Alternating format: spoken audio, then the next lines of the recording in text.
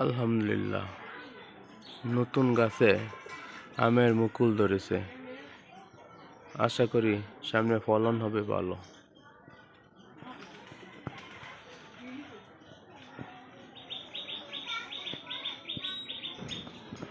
দেখুন গাইস, আমের মুকুল ছোট্ট গাছে প্রচুর মুকুল ধরেছে।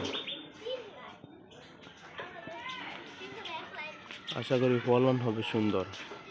তাই সবার কাছে দোয়া চাই যেন প্রতিটি মুকুলেই আমে ভরপুর থাকে।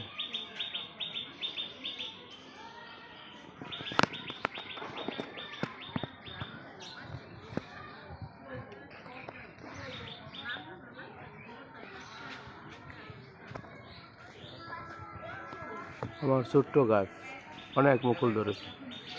আশা করি ফলন হবে ভালো। তাই সবার দোয়া কামনা করছি।